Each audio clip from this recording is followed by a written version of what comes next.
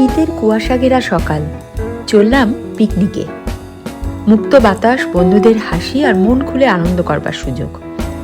চার দেয়ালের গতানুগতিক জীবন থেকে বেরিয়ে খোলা আকাশের নিচে একসঙ্গে সময় কাটানো।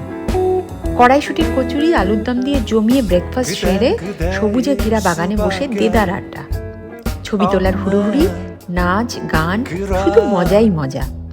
এ যেন এক মুহূর্তে ফিরে যাওয়া শৈশবে। জমিয়ে খাওয়া দাওয়া তো আছেই, আর আমরা এই সবাই মিলে বসে পড়েছি গোল গোল হয়ে আড্ডা মারতে। সবাই দলে দলে ভাগ হয়ে গিয়ে দেদার আড্ডা চলছে, আর আমাদের দিদি ছবি তুলে বেড়াচ্ছে। গল্প, গুজব, খুনসুটি, ওর পেছনে লাগা হাসাহাসি সব তো আছেই।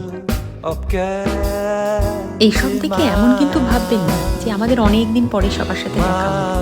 আমাদের কিন্তু প্রায়ই দেখা হয়, তবুও গল্পের ঝুলি যেন শেষই হতে চায়।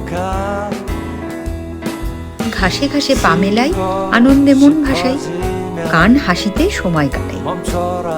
এসব করতে করতে হঠাৎ মনে হলো, আচ্ছা পিকনিক কবে প্রথম শুরু হয়েছিল দেখি তো। খুঁজে দেখলাম পিকনিক প্রথম শুরু করেছিল ফরাসিরা। 1789 খ্রিস্টাব্দে ফরাসি বিপ্লবের পর রাজ উদ্যানগুলো সাধারণ মানুষের জন্য খুলে দেবার পরেই পিকনিক করবার প্রথা জনপ্রিয়। আমাদের সেই ছোটবেলার বনভোজন বা চড়ুই ভাতি আজকের আধুনিক পিকনিক। যত গম্ভীর বা রাশভারী মানুষই হোক না কেন, পিকনিক এমনই এক মজার জায়গা যে সবাই কিছুক্ষণের জন্য হলেও ফুর্তিবাজ হয়ে যায়। নাচ গান, খেলাধুলা, কবিতা, কোনো কিছুতে পারদর্শী না হয়েও প্রাণ খুলে সবাই সব কিছুতে অংশগ্রহণ করে। এমনই এর মহিমা।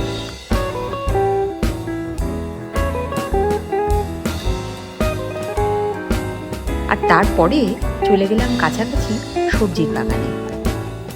সেখান থেকে সবজি তোলার মজাই আলাদা। পাশেই বড় বড় আম গাছের বাগান, তার আলো আঁধারির মধ্য দিয়ে দল বেঁধে হেঁটে যাওয়া।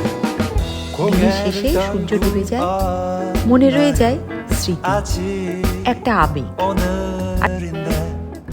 আবার একটা বছরের অপেক্ষা।